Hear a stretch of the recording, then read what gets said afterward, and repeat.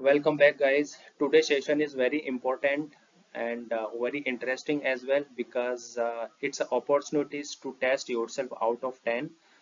I had bring a kind of GRC objective type questions in which four options was there and you have to provide uh,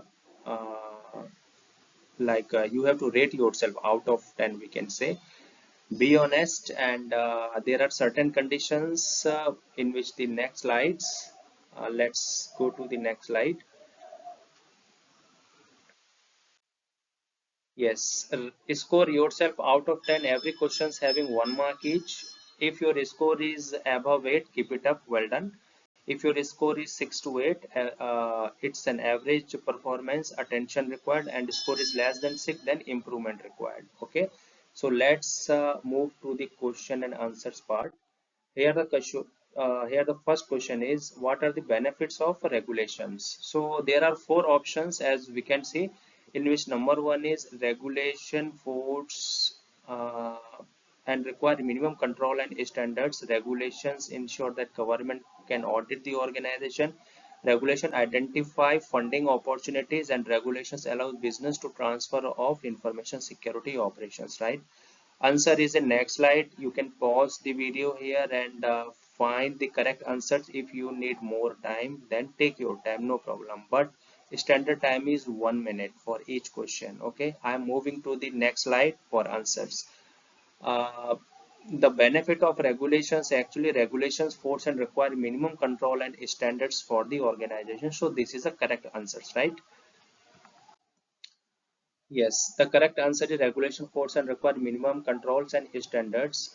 Coming to the next question, what are the following are the phases of audit? So there are five options.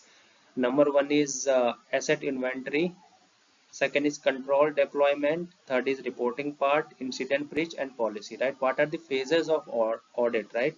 You can pause the video here if you need more time uh, to I mean just give the answers. I'm moving for the answers mentioned in the next slide. So there are just three answers in which asset inventory. Why? Because before doing the audit, right, we have all assets on table, right? For example, how many assets are there, right? We have to we have to strategize, or just we have to plan accordingly, according to the quantity of assets inventory we have. So that's why asset inventory is a part of phase of audit. Second one is deployment status, yes, and reporting, right? Once all done, reporting is required. Question number three, what are the key components or key elements of the final audit report? So these are the options in which number one is summary, purpose of audit professional experience, compliance control status, risk analysis of missing control, and scope of audit, right? The question is final audit report, right? What are the key elements or key components of the final issues report in which okay, let's take the answer. If you need more time, you can pause the video here. I'm just moving to the correct answer, which is in the next slide. Yes, the correct answer is summary, purpose of audit, control, compliance status, and audit scope are the correct answers because these are the elements of the audit phases, final audit phases. Yes, next question is shadow IT. Guys, there are no options mentioned here because this is a general questions, and you have to check yourself whether are you in a position to give the answer of what is shadow IT. So let's move to the correct answers. You can pause it if you need more time to give answer. Yes, the correct answer is shadow IT is the implementation of technology without having approval or knowledge and oversight of the information technology, right? Without having the information technology, right? You hide some resources and start implementation. This is called the shadow of IT. Okay, next question is what is cyber resilience? Few options are there in which number one is the intent to ensure an organization's data is secure.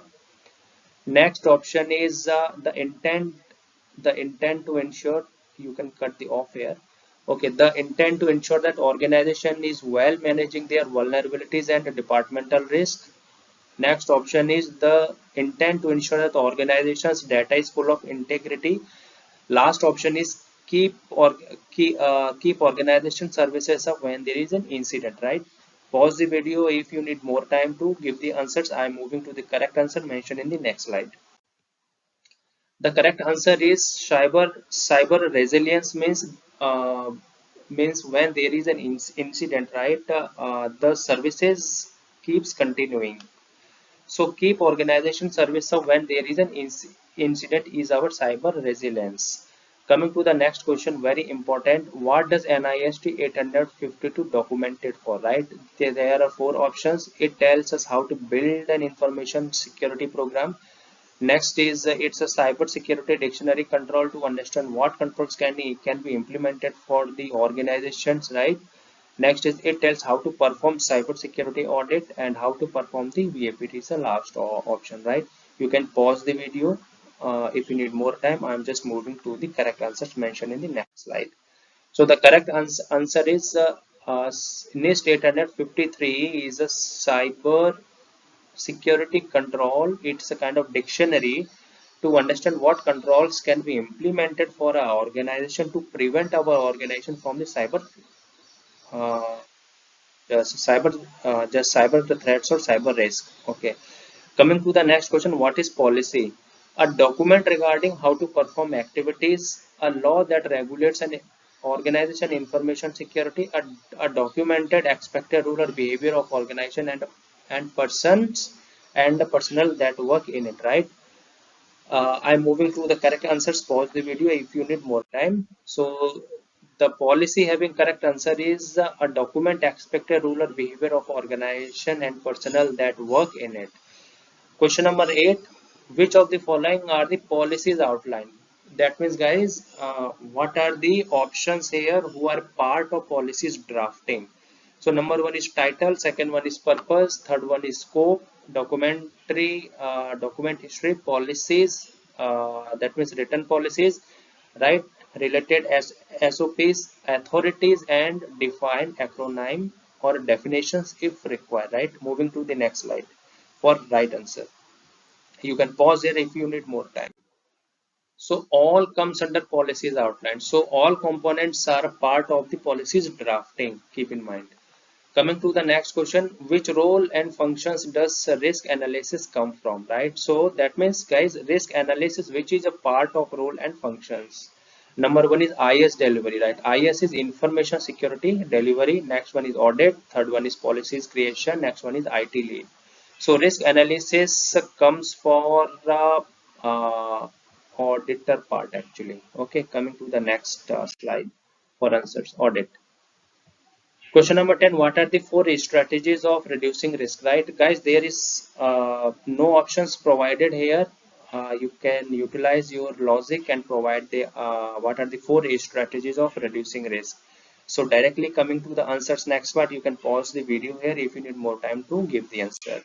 So number one is we can reduce the risk by transferring the risk. We can reduce the risk by accepting the risk, remediating the risk, and mitigation the risk. So these are also the four kind of risk we have. Okay. So these are the certain questions, guys. I think you had rated yourself. If not, then revisit the video. Okay. Uh, Keep it with a copy and pen. Be honest with your ratings, and if your rating is quite good, as I had mentioned in the first number slide, whether you are in a position at what level you are in terms of the GRC domain. So I will bring up all these kind of videos in future as well. So if guys you have any kind of query, concern or support required in terms of preparation of interviews, let me know. You can comment. I will definitely bring up your queries from the comment box within 24 hours. So next video is in one day, that is on coming Saturday. Thank you so much. Have a nice day. Uh, Guys, don't forget to share, like and comment. Thank you so much. Have a nice day.